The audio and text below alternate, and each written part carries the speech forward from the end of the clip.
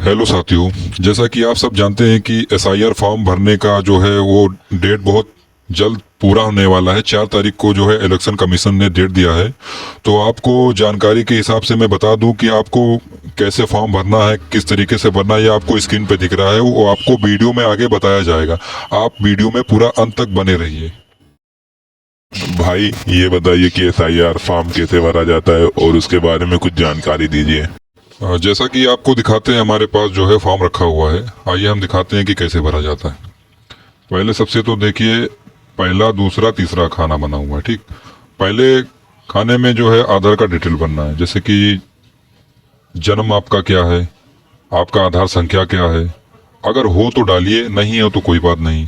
अपने माता पिता का नाम डालिए, और अगर आप शादीशुदा हैं तो अपने पति या पत्नी का नाम डालिए, फीमेल या मेल के हिसाब से। उसके बाद में अपना चेक कर लीजिए आधार डिटेल वगैरह सही है कि नहीं। फिर आइए आपको दूसरे खाने में दिखाते हैं कि क्या भरा जाएगा। इसमें भी जो है 2003 का जो है वोटर लिस्ट के हिसाब से भरा जाएगा। जैसे कि आप देखिए कि आपका 2003 में आपका नाम है या नहीं है। आप पहले 2003 का जो है वोटर लिस्ट चेक करिए कि आपका नाम उसमें लिखा क्या है। फिर नीचे देखिए कि आपका विधानसभा क्या लगता है। उसके बाद में क्रम संख्या क्या है, भाग संख्या क्या है, वो आपके वोटर लिस्ट में लिखा हुआ होगा। फिर उसके बाद में फिर आइए आप ऊपर के कॉलम में आप अपना नाम लिखिए। जैसे कि वोटर लिस्ट के हिसाब से आपका वोटर लिस्ट में नाम क्या डाला हुआ है। जैसे कि बहुत से लोगों का क्या होता है कि नाम गलत हो जाता है। मान लीजिए किसी का नाम है सूरज, अब उसमें लिखा है सूरज सिंह। तो आधार के हिसाब से मान लीजिए आधार में आपका सूरज लिखा हुआ है, लेकिन आपको आधार का नहीं भरना है, आपको वोटर लिस्ट का। जैसे कि वोटर लिस्ट में क्या है कि सूरज सिंह लिखा हुआ है, तो आप सूरज सिंह भरिए। उसके बाद में आपका बगल में जो है माता पिता है या किसी का नाम लिखा उसको भर दिए। उसके बाद में कंप्लीट हो जाएगा। फिर आइए आपको दिखाते हैं दूसरे खाने में।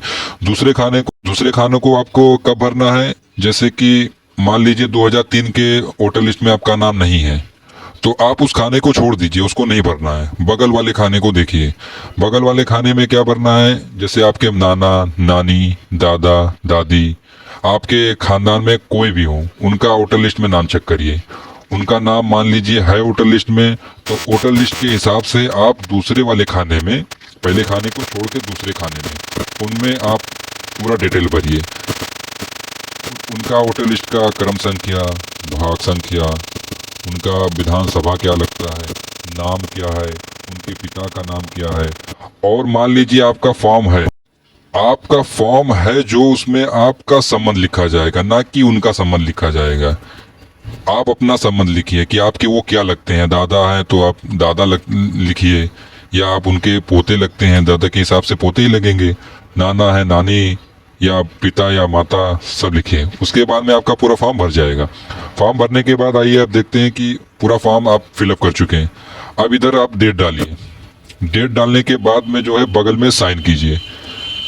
साइन करने के बाद आप जो है बीएलओ के पास जाइए। बीएलओ के पास जाइए, उनका साइन कराइए। उनका साइन लेने के बाद जो है ये आपका फॉर्म कंप्लीट हो गया। ये 2 फॉर्म आपको मिला हुआ है। दोनों फॉर्म को जो है फिलअप अच्छे से कर लीजिए। एक फॉर्म आपको बीएलओ को देना है, एक फॉर्म को अपने पास रखना है, जो कि उनका साइन कराने के बाद अपने पास जो है उस फॉर्म को रख लीजिए। इस हिसाब से आपका पूरा फॉर्म जो है वो भर गया। अब आगे की प्रक्रिया जो है वो बीएलओ साहब करेंगे। धन्यवाद।